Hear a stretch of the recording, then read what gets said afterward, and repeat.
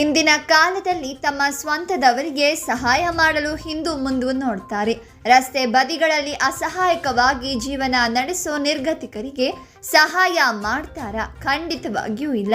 ಅಂಥವರನ್ನ ಕಸಕ್ಕಿಂತ ಕೀಳಾಗಿ ನೋಡುವವರೇ ಹೆಚ್ಚು.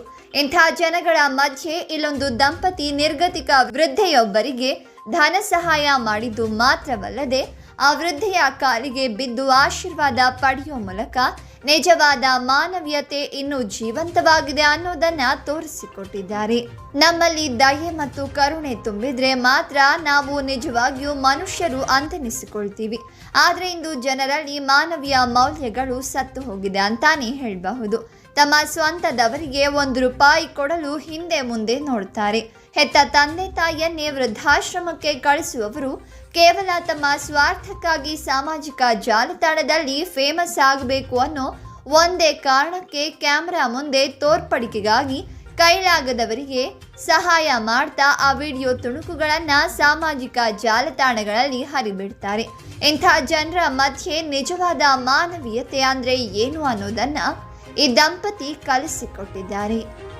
ಹೌದು, ರಸ್ತೆ ಬದಿಗಳಲ್ಲಿ ಅಸಹಾಯಕವಾಗಿ ಜೀವನ ನಡೆಸುವ ನಿರ್ಗತಿಕರನ್ನ ಕಂಡು ಮುಖ ಸಿಂಡರಿಸಿ ಅವರು ಅಸಹ್ಯವೇನೋ ಅನ್ನುವಂತೆ ನೋಡೋ ಜನಗಳ ಮಧ್ಯೆ ಈ ದಂಪತಿ ನಿರ್ಗತಿಕ ವೃದ್ಧೆಯೊಬ್ಬರಿಗೆ ತಮ್ಮ ಕೈಲಾದಷ್ಟು ಧನ ಸಹಾಯ ಮಾಡಿದ್ದು ಮಾತ್ರವಲ್ಲದೆ ಆ ವೃದ್ಧೆ ಕಾಲಿಗೆ ಬಿದ್ದು ಆಶೀರ್ವಾದ ತೆಗೆದುಕೊಂಡಿದ್ದಾರೆ.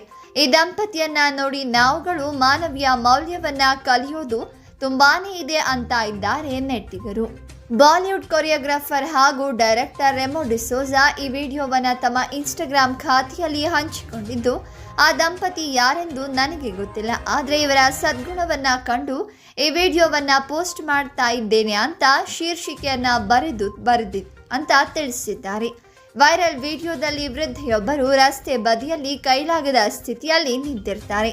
ಅವರನ್ನ ಕಂಡ ದಂಪತಿಗಳಿಬ್ಬರು ವೃದ್ಧೆಯ ಬಳಿ ಹೋಗಿ ಅವರ ಕೈಯಲ್ಲಿ ಸ್ವಲ್ಪ ಹಣವನ್ನಿಟ್ಟು ನಿರ್ಗತಿಕರನ್ನ ಅಸಹ್ಯವೇನೋ ಅನ್ನುವಂತೆ ಭಾವಿಸೋ ಜನರ ಮಧ್ಯೆ ಈ ದಂಪತಿಯ ವೃದ್ಧೆ ಕಾಲಿಗೆ ಬಿದ್ದು ಆಶೀರ್ವಾದವನ್ನ ಸಹ ಪಡೀತಾರೆ. ಇಂದಿನ ಕಾಲದಲ್ಲಿ ಕ್ಯಾಮ್ರಾ ಮುಂದೆ ತೋರ್ಪಡಿಕೆಗಾಗಿ ಸಹಾಯ ಮಾಡುವವರ ಮಧ್ಯೆ ಈ ದಂಪತಿ ತುಂಬಾ ಮಾನವೀಯ ಗುಣಗಳಿಂದ ಎಲ್ಲರ ಮನಸ್ಸನ್ನ ಗೆದ್ದಿದ್ದಾರೆ.